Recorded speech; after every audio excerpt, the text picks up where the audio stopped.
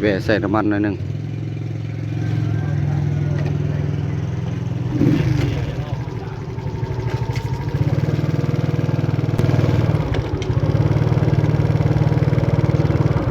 เขตนี้ก็เป็นเขตหลัก5ผลพิมพ์เป็นทาง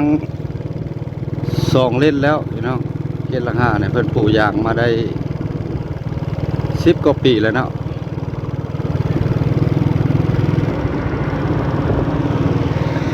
แต่ว่าห้านขายเครื่องก็มีหลายเกิดขึ้นหลายเนาะแต่กกตาลเนี่ยห้านน้ำห้านขายเครื่องดื่มต่างๆถือว่าหลาย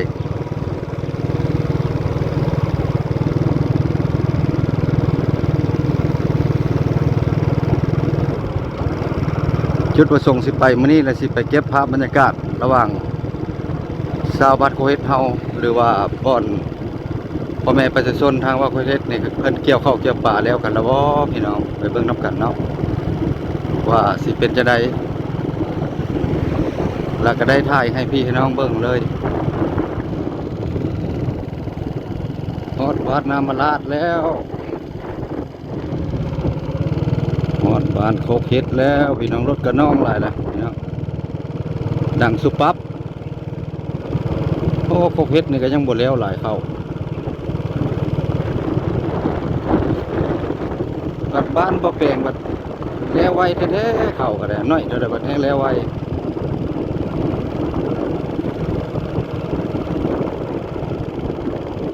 ใส่เข้างั้นในความจริงแล้วได้เข้าเลยพี่น้องเพราะมันเต็มเม็ดเต็มหน่วยถ้าว่าผลนำหน่วยจะได้เข้าคือได้เข้ารอเข้ากลางเนาะเข้าดอเข้ากลางถ้าว่าบ่หมดผลนี่ก็โยกถือว่าลำบากนะเนี่ยโอ้หัวลมออกแล้วถ้าว่าเสียงลมก็ขอโทษขออภัยเด้อพี่น้องเพราะว่ามันเครื่องกันลมบ่มีกันถ่ายก็ได้เนาะกล้องบ่ทันได้สมบูรณ์แบบอันนี้ก็คือบ้านโคกเฮ็ดพี่น้องขึ้นกับแข่งขมวนเด้อพี่น้องเฮาเด้อโคกเฮ็ดในความจริงกับโบราณราคาเฮือนได้มีแต่400ปลาย500นี่แหละส่วนมากกับส่วนสั้นเศร้าให้นาสาวบ้านโคกเฮ็ดเอาส่วนหลายเฮ็ดหน้าเป็นหลักเด้แล้วก็สานติ๊บเข้ากระยังสานกระโตกพนักงานเนี่ยก็ส่วนน้อยบ่สู้เห็นหลายก็ได้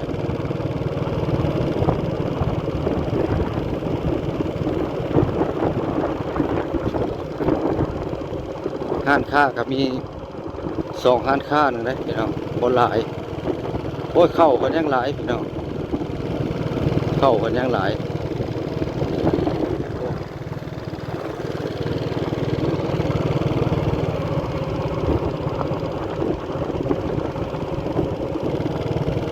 เรือนหลังในบ้านใหญ่เนาะเฮ็ดอย่างได้คือหลังใหญ่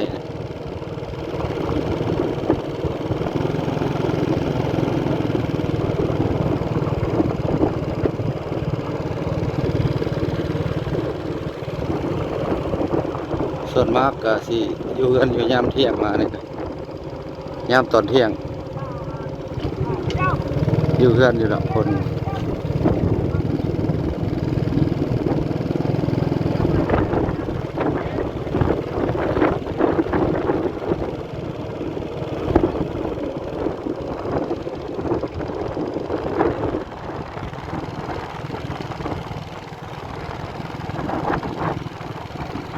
เห็นว่า2ห้านค้านั่นนะ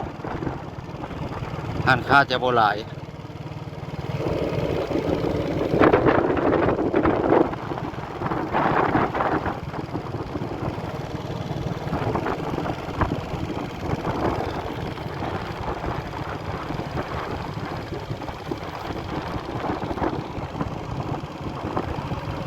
เพิ่นบ่อยากอยู่เพื่อนในยามนี้ส่วนมากอยู่ท่งอยู่ข้างอยู่ให้อยู่หน้าพี่น้องมื้อนี้บ่าวแปลงมาบริเวณหอดวัดแล้วบ่าวแปลงสิพาพี่พาน้องเลาะเบิ่งวัดโคกเฮ็ดนี่มีครูบา องค์เดียวเนาะเป็นทั้งเจ้าอาวาสวัดเนาะเพิ่นก็อยู่คนเดียวอีกในวัดในนี้ก็อยู่กลางทุ่งนากลางทุ่งนาแต่ว่าชื่อเสียงมีดังพอสมควรพี่น้องอายุเพียง21 ปี21 ปีเนี่ยหอกองเพิ่นก็งามเฮ็ดได้แล้วหลายปีแล้วพี่น้องนี่คือหอกองเนาะบริเวณเนินวัดก็สวยงามแต่ว่าแขกคนที่ว่ามาเฮ็ดฮันนี่ถือว่ามาไหวบ่หรือว่ามาหาเพิ่นตลอดเนาะก็เป็นวัดหนึ่งอีกแห่งหนึ่งดังในบ้านโคกเฮ็ดเฮาแข่งขมวนเฮาเนาะนี่บริเวณบ้านโคกเฮ็ดนี่ยังบ่แล้วหลายแต่ว่าเข้าสุกหลายแล้วแต่ว่าฝนปีนี้หลายแล้วน้ำบ่ค่อยขาดบ่น้ำนี่ทุ่งนาเพิ่น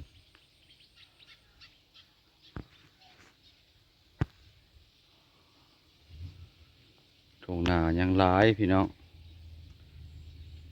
อันนี้บ้านโคกเฮ็ดนี่ส่วนมากก็เฮ็ดนาเป็นหลักเป็นอาชีพเนาะเป็นอาชีพที่ว่าหลักๆแล้วเป็นเฮ็ดนาทุ่งนาบ้านโคกเฮ็ดเฮาไปทางนั้นก็คือโรงงานไข่หยวนเกลือกะลี่นี่บริเวณทุ่งนาแต่ว่าเข้านี่โอ้ยงามพี่น้องงามหลายภาคนี้ไปก็สิเป็นทงนาโดนพลเนียภาคพุ่นละตกแรงแล้วสิมีทางลัดไปรถฮอดพุ่นเลยเดี๋ยวนี้ค่อยมาวัดนี่แหละเก็บภาพในวัดแล้วก็ในทุ่งไร่ทุ่งนาให้พี่ให้น้องเห็น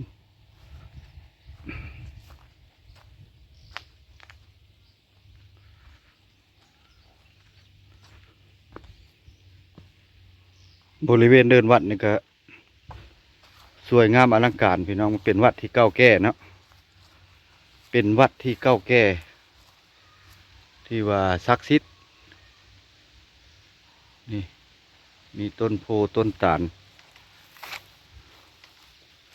มาวันนี้ก็เก็บภาพถ่ายให้พี่ให้น้องเบิ่งเพราะว่า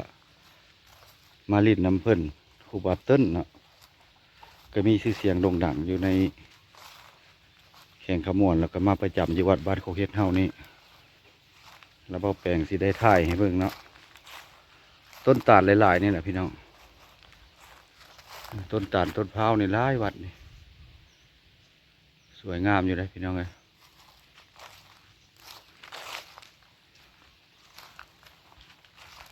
ส่วนหลายก็เป็นพี่น้องชาวไทยก็เพิ่นก็มามักไปทอดผ้าป่ามักมาหั่นมานี่มาหลายอยู่ได้พี่น้องถ้าพี่น้องชาวไทยเขาเห็นนี่ก็สิเคยจำได้อยู่เนาะ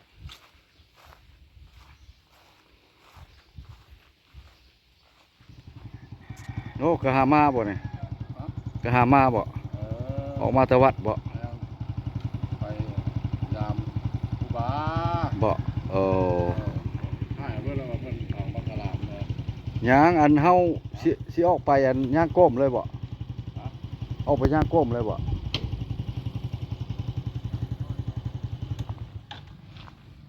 ไปถ้าเฮาสิออกไปย่างก้มเลยบ่วะโอ้ยันบ่ได้ไปแล้วค่ำบ่ยันมันค่ำยันมันจะค่ำไปมันก็บ่พบคนเพราะว่าส่วนมากคนบ่อยากอยู่เฮือนอย่างนี้คนบ่จะอยู่เพื่อนคนบ่อยากอยู่เฮือนหลาย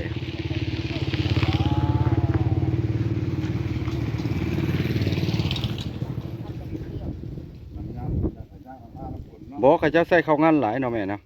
บ่เข้ากลางก็เป็นโยเข้าดอกก็เป็นเข้ากลางปีนี้เข้าจะหาขึ้นมื้อนี้แถวแต่เฮาละญาติกันเฮ็ดซื้อหั่นซื้อนี่เพิ่นก็ได้บ่ได้ซื้อญาติแต่บ่แล้วมาก่อนหมดแล้วแต่ว่าเข้าดอกออกเมื่อแล้วท่านผู้ชมออกจากบ้านโคกเฮ็ดส่วนมากเพิ่นก็บ่อยากอยู่เฮือนเนาะมื้อนี้ขั้นเพิ่นขายกระแลมเพิ่นก็ยังเลาะเอาได้เพราะก็บ่มีคนอยู่เฮือนอันนี้เพิ่นเลาะขายกระแลมหรือว่ากระเป๋าเพิ่นเลาะเอา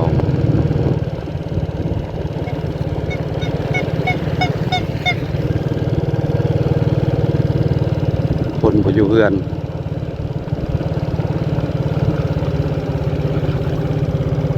กำลังไปหน้า